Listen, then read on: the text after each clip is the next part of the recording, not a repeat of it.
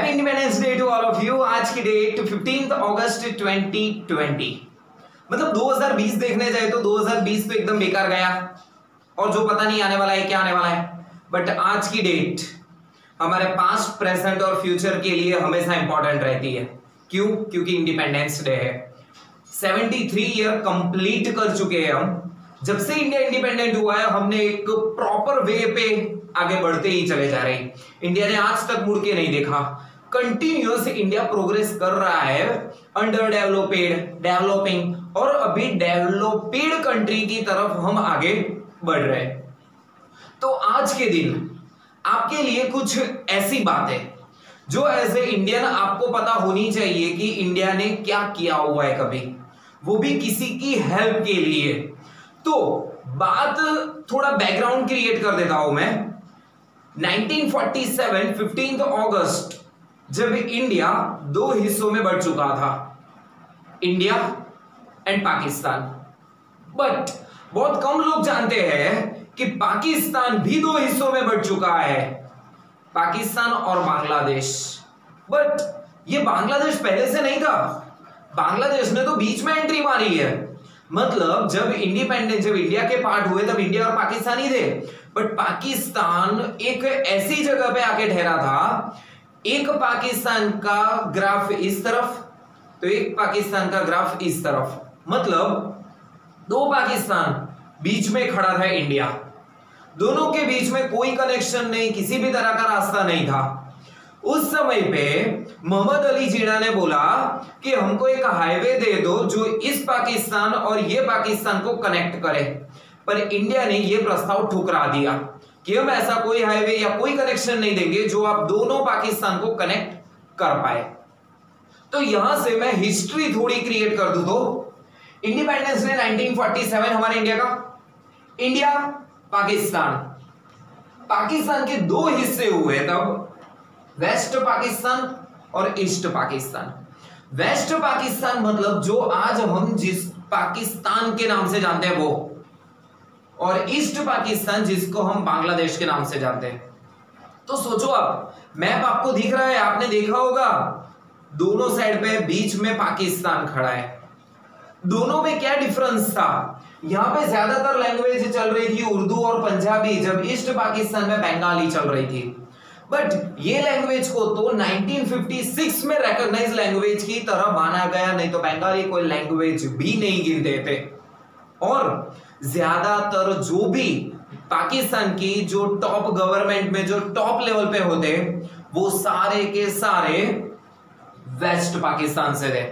तो वेस्ट पाकिस्तान से होने के कारण उसको प्रायोरिटी ज्यादा मिलती थी जब इसको प्रायोरिटी कम मिलती थी। एक सिंपल बेसिक क्राइटेरिया से आपको पता चल जाएगा कि इनके साथ क्या अन्याय हो रहा था।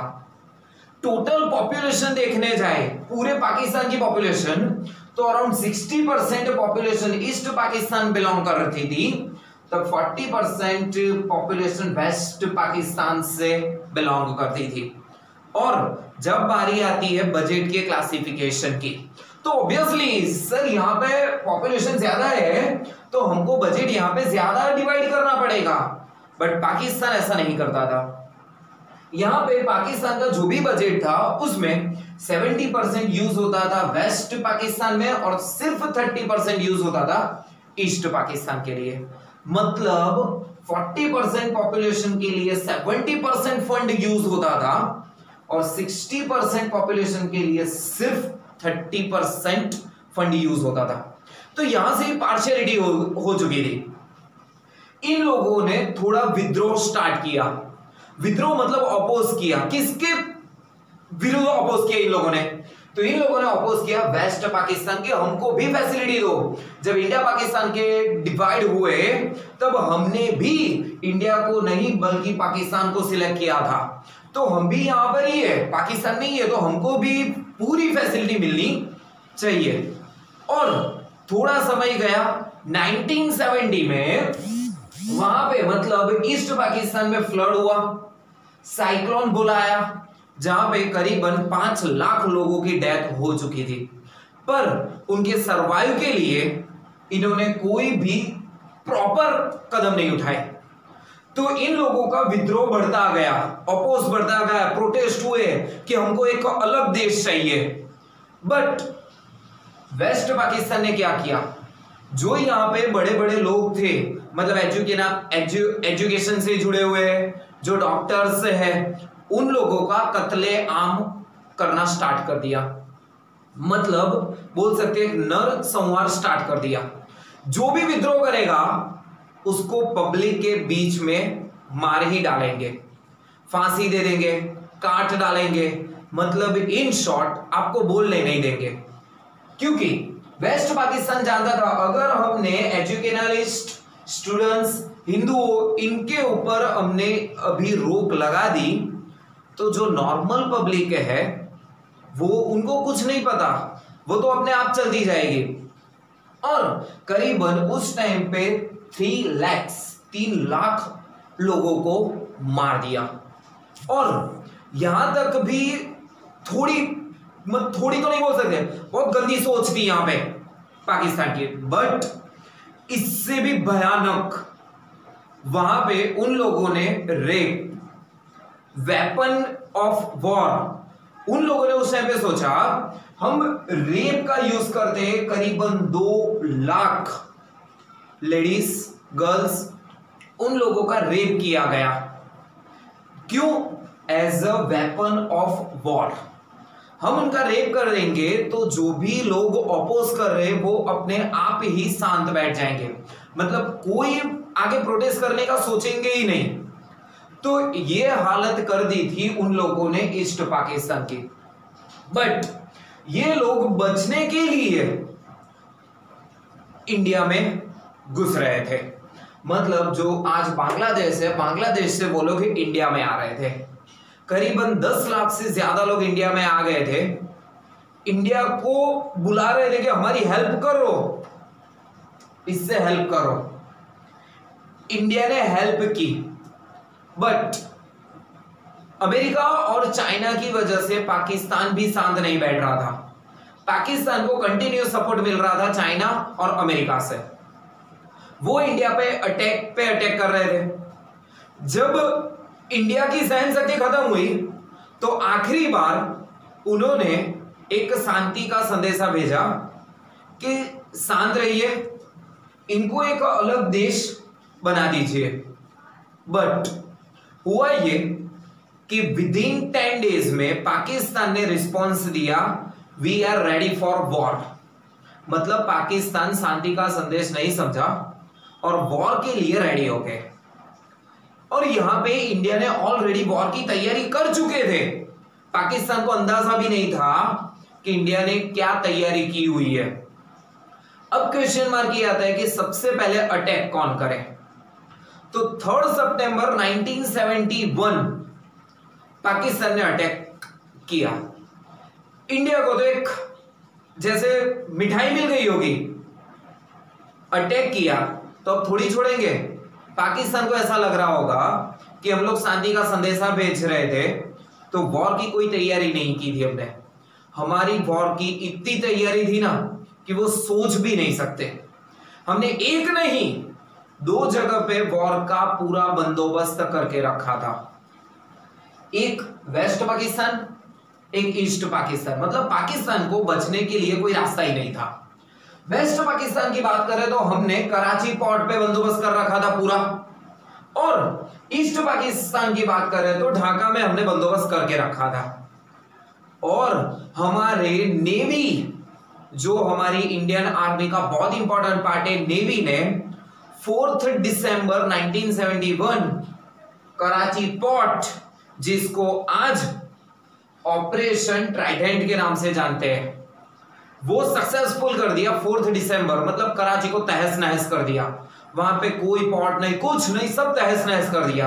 इसीलिए आज भी 4 दिसंबर नेवी डे के नाम से जानते हैं हम।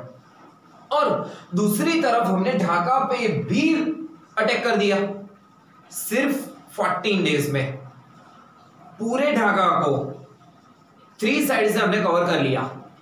और उस टाइम पे बहुत बड़े बड़े जो लोग थे वो ढाका में एक मीटिंग करने आए थे, वो भी पाकिस्तान से।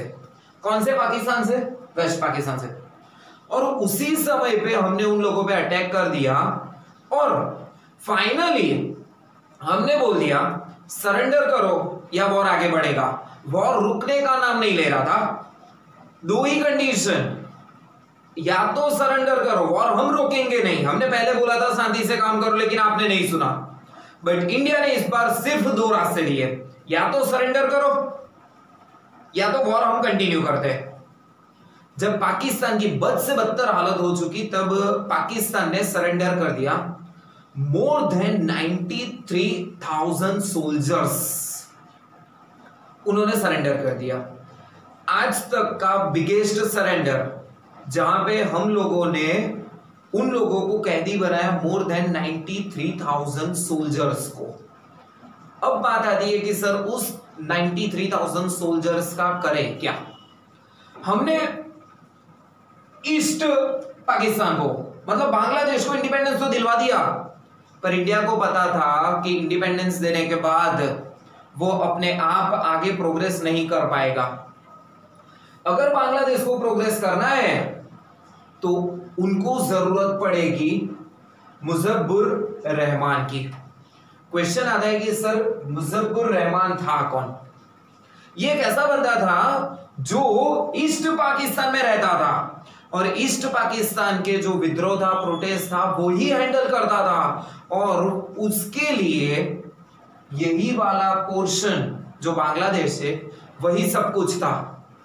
तो इसका हुआ क्या, इन लोगों ने, मतलब वेस्ट पाकिस्तान ने मुजफ्फर रहमान को अरेस्ट कर लिया और पता ही था कि उसको मार ही डालेंगे।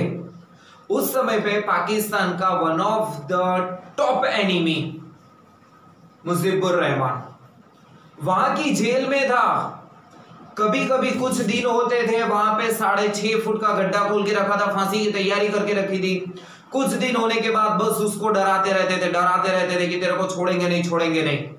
बट इंडिया जानता था कि अगर बांग्लादेश को प्रोग्रेस करना है, स्टेबल रहना है खुद के दम पे, तो मुजफ्फर रहमान की जरूरत पड़ेगी। अभी मुजफ्फर रहमान को कैसे वहां से निकाले, तो इसके लिए दूसरा रास्ता वहां पे हुआ क्या, जब 93,000 सोल्जर्स, यहां पे मैंने लिखा हुआ है सरेंडर अराउंड 93,000 सोल्जर्स, जो आज तक का बिगेस्ट सरेंडर है, वो जैसे ही हुआ पाकिस्तान के प्रेसिडेंट आया खान ने इस्तीफा दे दिया। भाई मेरे को यहां पे काम नहीं करना, मैं तो जा रहा हूं, पता नहीं कब मेरी भी बलि चढ़ जाए। तो वहां पे या खान ने रेजिग्नेशन दे दिया और सीधा कॉल लगाया जुल्फिकर भुट्टो को। जब भुट्टो को कॉल लगाया तो उसने बोला मैं यहां से रेजिग्नेशन दे रहा हूं, आज से पूरी पाकिस्तान की डोर आज से तेरे हाथ में है। और जब फोन किया तब भुट्टो गया था अमेरिका मदद की भीख मांगने के लिए, इंडिया से बचाने के लिए। बट जैसे ही जुल्फिकर भुट्टो को पता चला कि याया खान ने रिजाइन कर दिया हुआ है, विदिन 3 डेज, 3 दिन में वॉशिंगटन टू रावलपिंडी की फ्लाइट पकड़ी और पाकिस्तान आने का सोचा उसने। बट वॉशिंगटन टू रावलपिंडी जब पाकिस्तान आ रहा था, वो एक जगह से दूसरी जगह पे जा रहा था, तब फ्लाइट को बीच में स्टे करना था रीफिलिंग के लिए। 2-3 घंटे का स्टे था वहां पे। भुट्टो वहीं पे स्टे करता, एक हाईफाई लॉज रखा था वहां पे, एसी हॉल में वो आराम से अपना 2-3 घंटे स्पेंड कर रहा होगा। बट सारी नजर हमारे रॉ के चीफ आरएन चीफ की नजर हर एक समय भुट्टो पे नजर थी कि वो कहां पर है, क्या कर रहा है। तो यहां पे अभी जो भी हैंडलिंग है वो भुट्टो के हाथ में था। तो रॉ जानना चाहती थी, इंडिया जानना चाहता था, क्या पाकिस्तान किसी भी कंडीशन में मुजफ्फर रहमान को छोड़ने के लिए रेडी होगा कि नहीं होगा। उनका नेचर, उनका ओपिनियन जानना चाहता था।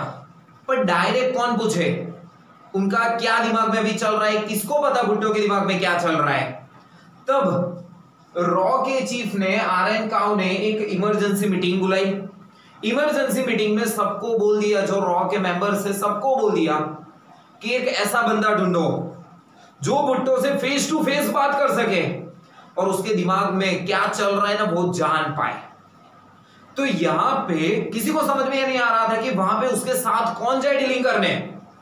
तब किसी ने सजेशन दिया मुजफ्फर हुसैन का। ये मुजफ्फर हुसैन पाकिस्तान की सिक्योरिटी का मतलब एक बहुत बड़ा नाम था, जो 93,000 सोल्जर्स जब सरेंडर हुए तो उसको भी इंडिया में धर लिया था, वो भी अपने पास यहां पे था। और उसकी बीवी लैला भाग के लंदन चली गई थी। और ये देखो रॉ जो होते हैं ना, कितने माइंड कहां कहां से स्टोरी निकालते हैं ये रॉ वाले। रॉ के RN को पता था कि लैला का अफेयर जुल्फिकर भुट्टो के साथ पहले था। मतलब Laila is x lover of Zulfikar Bhutto. इसका फायदा उठाया। अब बात यह आती है कि लैला से बात कौन करे। तब शशांक नाम के इंडिया के जो सेक्रेटरी थे उन्होंने कुछ बात की और लैला को बोला कि लंदन एयरपोर्ट पे जहां पे इनकी फ्लाइट रुकने वाली है वहां पे जाओ और डिस्कशन करके बात करो और पता करो कि क्या कहना चाहते हैं वो लोग। और जैसे ही फ्लाइट लंदन पे उतरी वहां पे भुट्टो प्लेन से बाहर आया। वहां पर लैला को देख के वहीं पे चौंक गया। उन दोनों के बीच में करीबन 1 घंटे की बातचीत हुई और भुट्टो ने बोला मैं मुजीफुर रहमान को रिहा करने के लिए रेडी हूं, but we want our 93 soldiers back.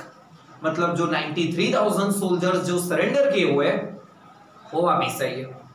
क्यों वापिस चाहिए? तो पता है जब भुट्टो वहां पे प्रेसिडेंट बने, बहुत ही खराब हालत में वो प्रेसिडेंट बने थे। पाकिस्तान के पास कुछ नहीं बचा था। अगर पाकिस्तान को कुछ भी बचाना था तो वो 93,000 सोल्जर्स थे। उस सोल्जर्स को रिहा करने के लिए एक कॉन्ट्रैक्ट किया गया। कॉन्ट्रैक्ट क्या था? 16 दिसंबर 1972 को जब सरेंडर हुआ उसी टाइम पे सब कुछ बात हो चुकी, वहां पे डीलिंग हो चुकी।